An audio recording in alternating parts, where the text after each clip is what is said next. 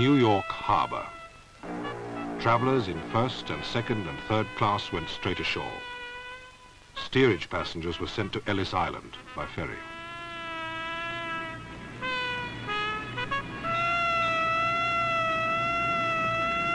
Ellis Island, built on a mudflat in New York Harbor in 1892, was created for the sole purpose of controlling immigration.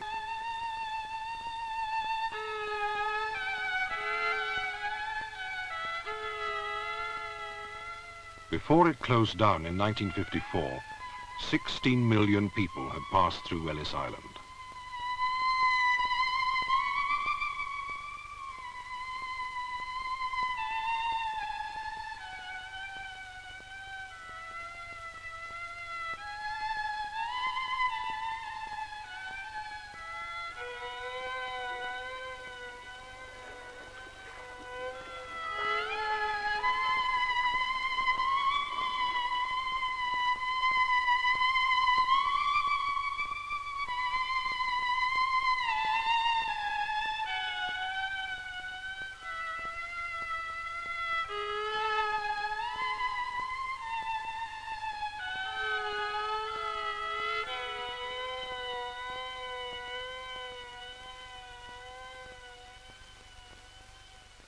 Ghosts of days gone by. I remember this hall, having come here as an immigrant. I've gone through it, landed in the United States.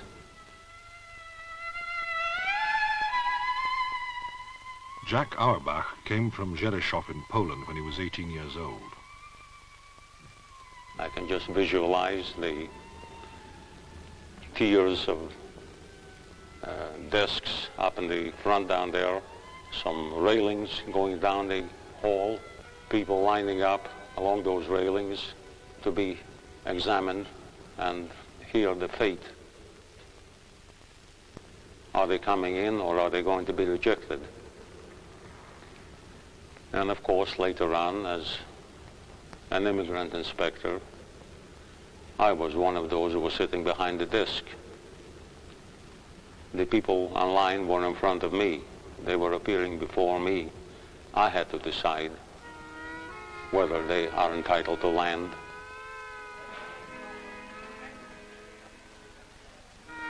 Many of these immigrants came from countries where government was held in awe.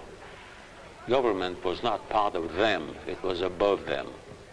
Government was something to be feared. And any time they had to appear before a government official, they knew that trouble might ensue, even without any rhyme or reason sometimes.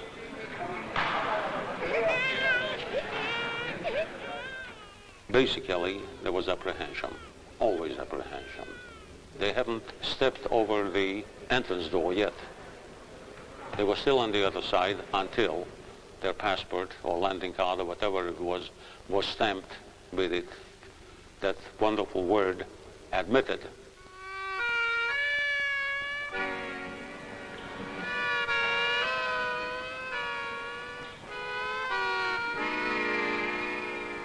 Very, very mixed feelings. Lots of hope, lots of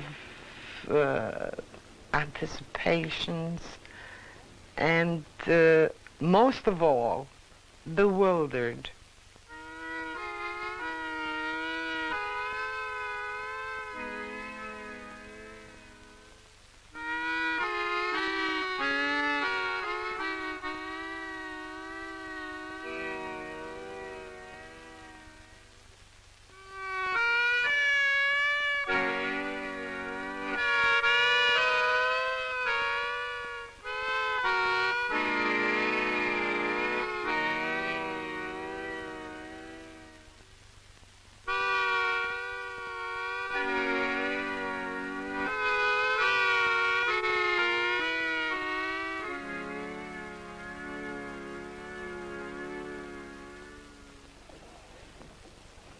Most of the men, they all had beards, long beards, and this, to me this was, I don't know what the name of it called. I don't know how to describe them. America looked strange to the immigrants. The immigrants looked strange to each other. The women with capes and shawls, and everybody seemed so old. To me, I would say they were about 90 or 100. That's the way they looked to me. And some of them with, a baby in their arms, but they just didn't look, let me say, human.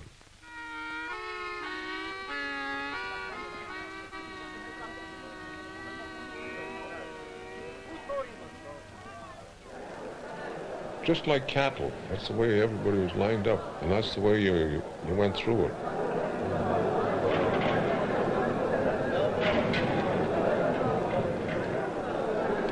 It wasn't well organized. There were interpreters, but one had to find them, one had to wait for them. They didn't just meet you and courteously lead you to where you were going. It was just a madhouse, really.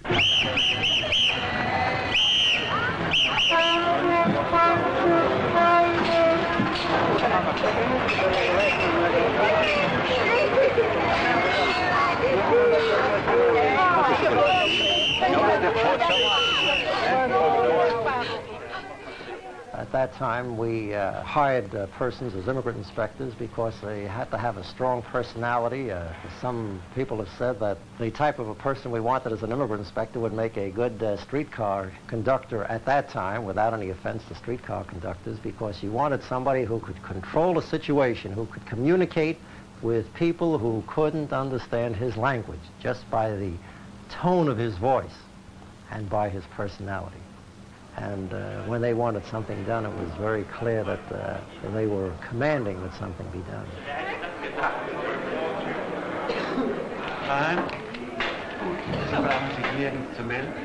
I do know that just as there are bigots in all sections of society, there of necessity had to be one or two in the immigration service too. One specific individual had a certain phobia about what we call aliens, and to whom he often, if not invariably, referred to as bozos or bohunks. I didn't like it. It riled me, naturally. There wasn't a thing I can do about it. He was a Native American.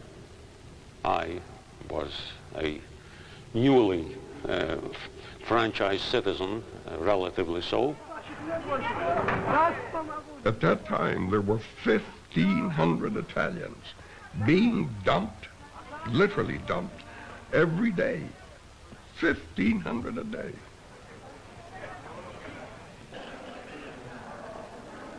The final health examination, meticulous, inflexible, designed to keep out the infirm, the feeble-minded, anyone with a loathsome or contagious disease. Trachoma was a disease of the eyes, common in Europe. Immigrants feared this part of the examination most of all.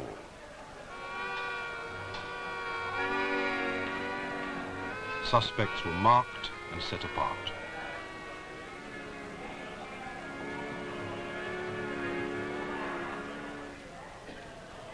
They undress you completely nude, put a sheet on you, and if they find you physically well, they just put you in a different room. And if they find something wrong with you, they put a cross on your back.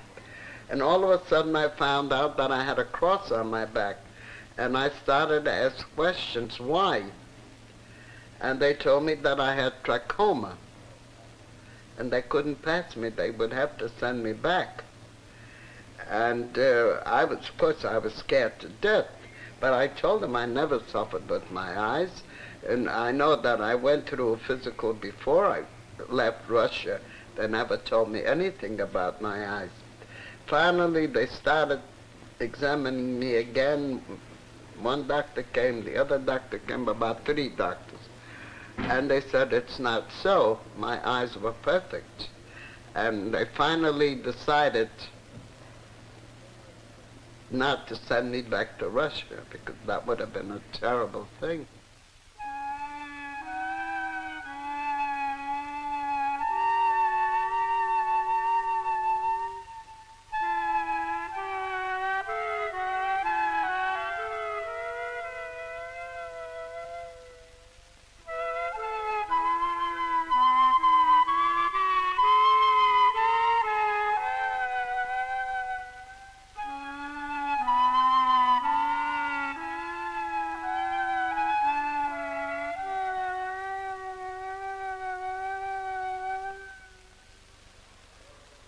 Misunderstandings were bound to arise when people of different languages converse with somebody who doesn't understand their language.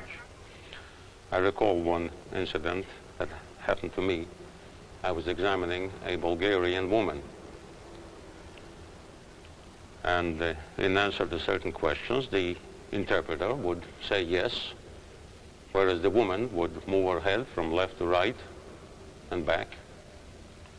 And whenever she moved her head up and down, he would say no.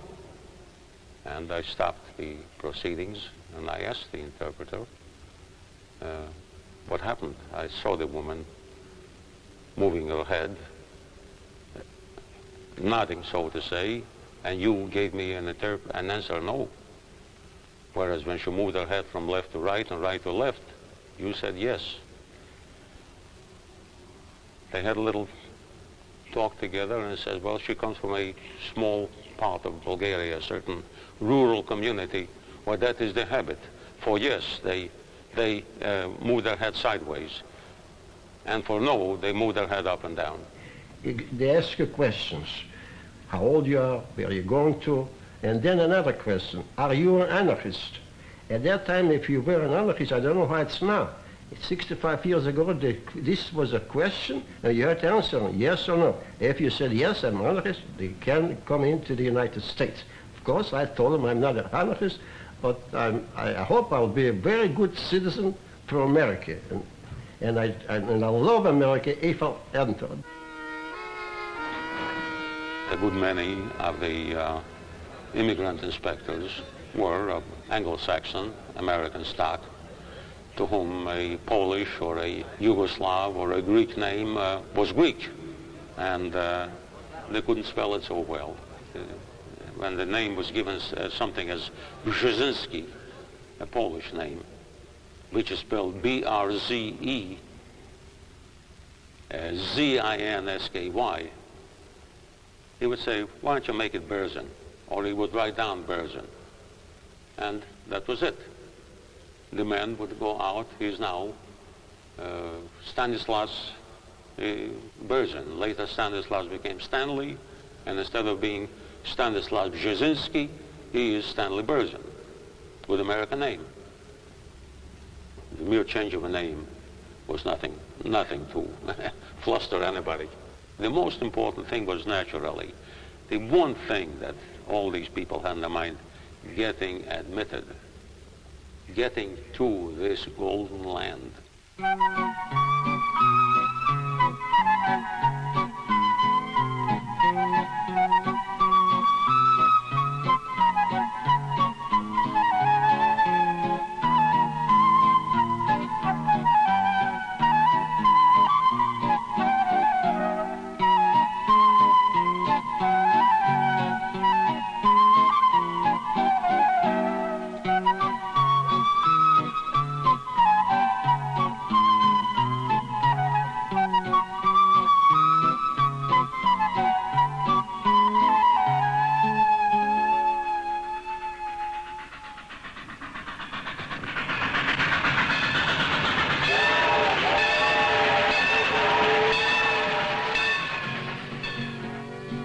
Golden land.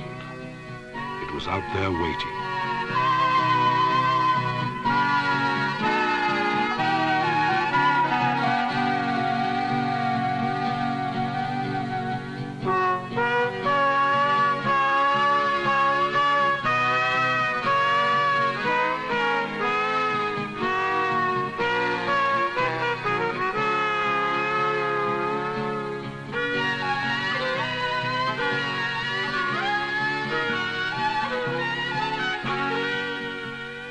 Riches from the ground, wealth to be won. 100 million Americans now, and room for 100 million more. An open country, open prairies, and open sewers. Immigrants dreamed of streets paved with gold. Sometimes they weren't paved at all. The idea we have when we are in Russia, that America is a land of milk and honey. That you just go around and you'll pick the money off the street and put it in your pocket. But of course, when we come here, we find it different.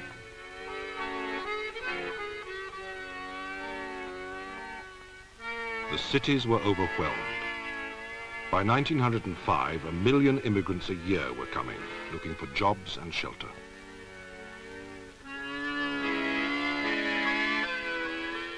Shanty towns in the richest country in the world.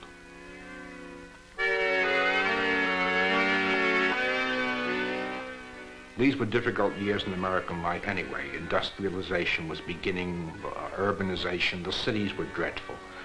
They were packed into these slums and they were packed into the ghettos.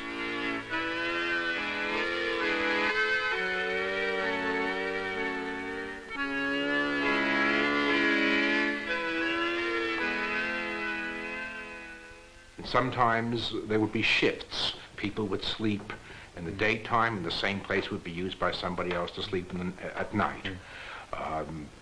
It is estimated that the population concentration of the east side at this point was more severe than that of Bombay in India.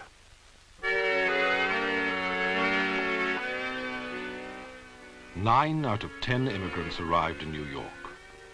It was all some of them would ever see of the Golden Land.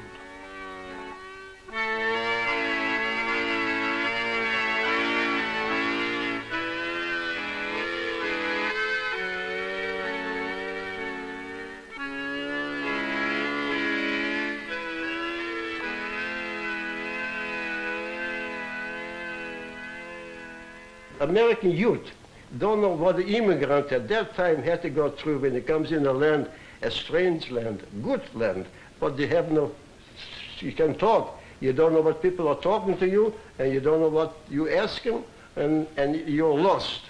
But gradually, I overcome that.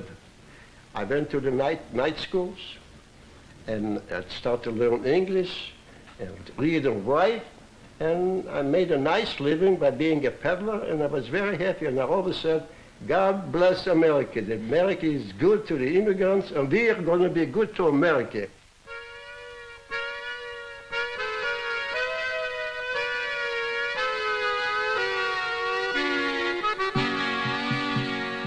Immigrants were good to America. Immigrants were America. The giant cities, the great industries, immigrants were the fuel that made them run. In 1914, when the old world tore itself apart in war, Europeans could no longer come. America would now be built by those already there. 100 million people, each one an immigrant.